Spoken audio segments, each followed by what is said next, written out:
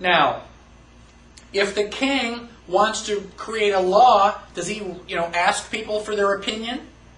Does he send it out for a vote? No. He just signs the proclamation. Ta-da!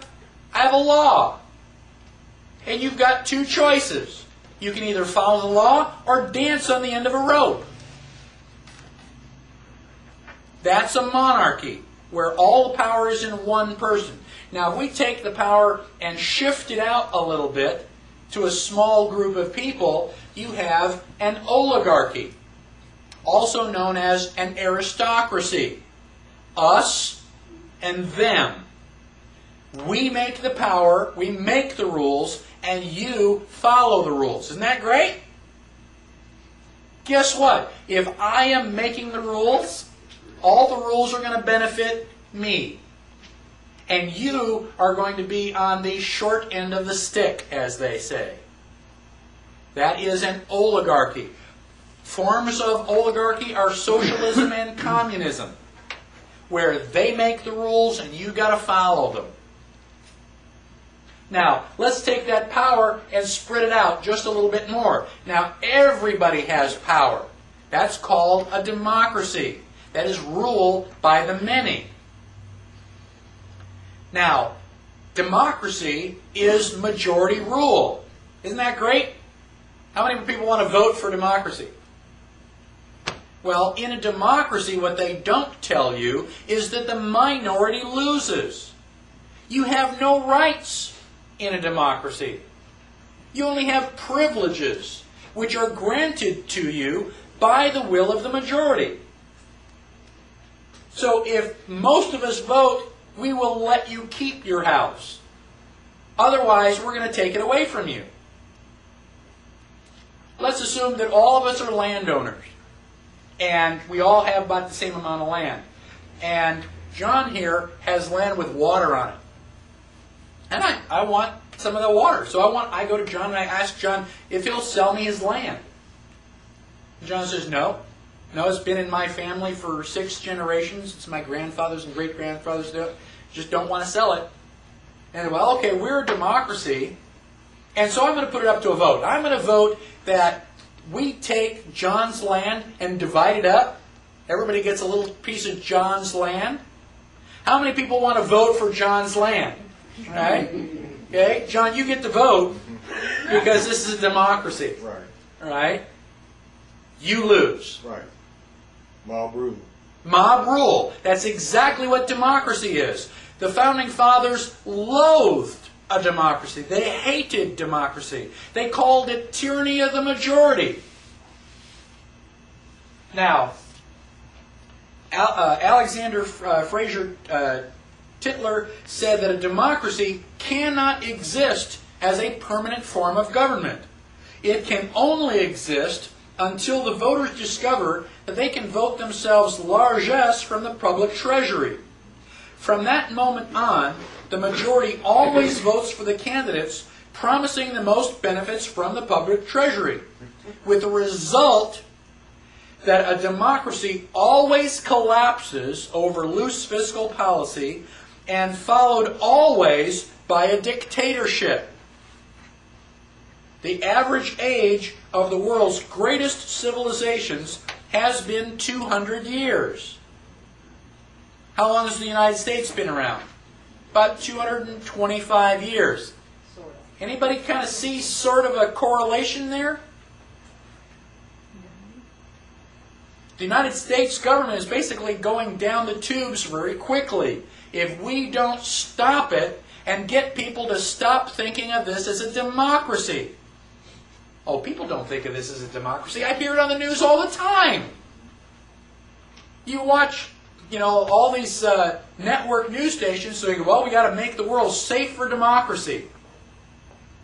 I don't want to make the world safe for democracy. I want to eliminate democracy. What type of government do we have? Republic. We have a republic. We just pledge allegiance to the flag and to the republic for which it stands. Go to Article 4, Section 4 of the Constitution. The United States shall guarantee to every state in this union a republican form of government. It's not a debate. I can point to it in black and white. The question is, what's a republic? Don't we get to vote? Yes. Aren't we a democracy? No. How is a democracy different than a republic? In a republic, it is based on individual rights. It is based on property. In a republic, we can vote on everything except your property. In a republic, the right and property of the minority is supposedly protected. So if my little group here is a republic, and I want to take John's land, the purpose of the republic is to say, no, that's not your land, that's John's land. Even if all of us want John's land, the government is supposed to step in and protect John. The right and property of the minority is protected from the majority.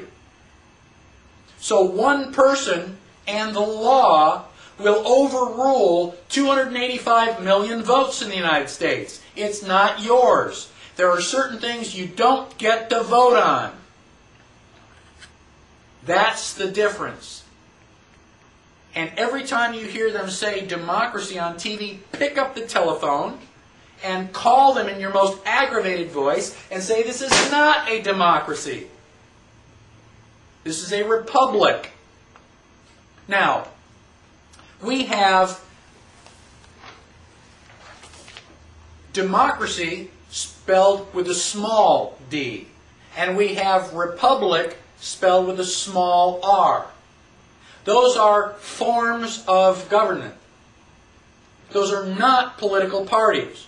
We have a Democratic Party spelled with a capital D, and we have a Republican Party spelled with a capital R. But they have no correlation whatsoever to democracy and republic. They are just forms of government. Each one of those parties wants a certain part of your liberty.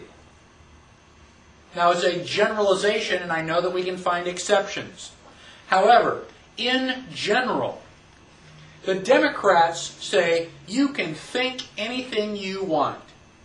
You have all sorts of rights. You want to read Playboy? Go ahead. You want to have abortion? Go ahead. All that stuff is okay. The problem is, it's not your money. We're going to take your taxes, and we're going to spend your taxes for you. I mean, you're just too busy to decide how to spend all that money. So we're going to take your money and we're going to spend it for you on all these really good causes. Now, the Republicans say, no, that's not right. That's your money. You should keep your money. But you should think like we do.